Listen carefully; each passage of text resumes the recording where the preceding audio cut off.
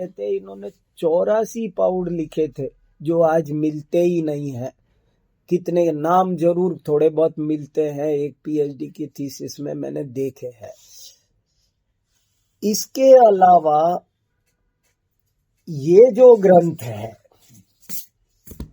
ये समय सार, इस ग्रंथ ने कुंद कुंद को सबसे ज्यादा ऊंचाइयां, ख्याति, महानता सब इसने प्रदान की। माने आप ये समझ लो, यदि आपने ये समय सार नहीं पढ़ा है तो समझ लेना आपकी जिंदगी बेकार है। ये कम से कम जरूर से जरूर, जैन परंपरा में ऐसा कहते हैं कि जो स्थान दुनिया में गीता का है, हिंदुओं में गीता का है, मुसलमानों में कुरान का है, ईसाइयों में बाइबल का है, वही स्थान ये जैनों की गीता है। ये ऐसा अद्भुत ग्रंथ है ये। और समय सार का अर्थ है शुद्ध आत्मा, अपना आत्मा। समय सार में सबसे बड़ी बात देखो, इसमें 415 गाथाएं हैं प्राकृत की, मीठी मीठी।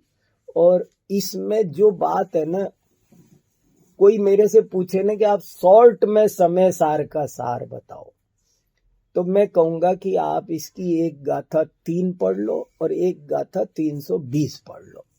2 गाथाओं में पूरा समय सार सिमट आया। मैं आपको भी बता दे रहा हूं, मैं तो उसका शॉर्ट में बताऊंगा ही, पर आप इसको बाद में गाथा नंबर 3 और गाथा नंबर 320 खोल कर टीका सहित पढ़ लेना।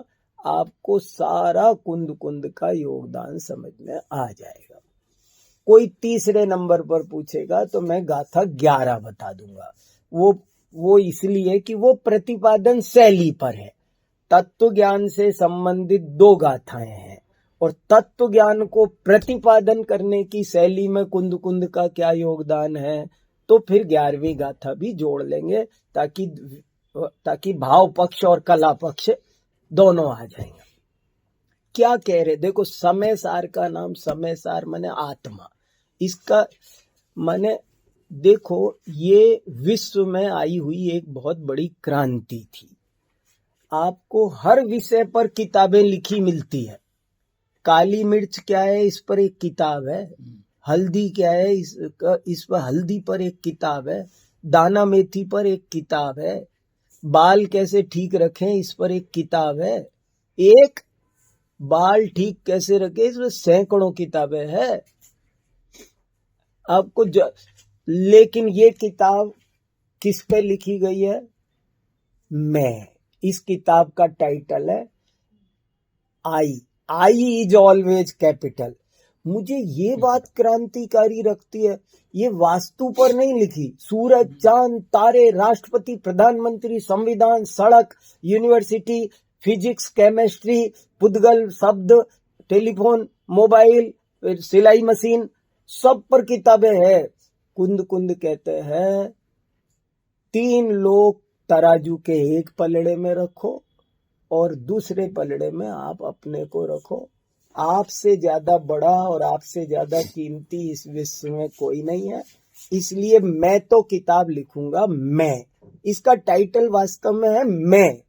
समय सार माने उन्होंने बार बार अपने कई ग्रंथों में लिखा है कि अरिहंत, सिद्ध, आचार्य, ये सब भी व्यवहार से पूज्य है, निश्चय से तो अहमेव मयोपास्य।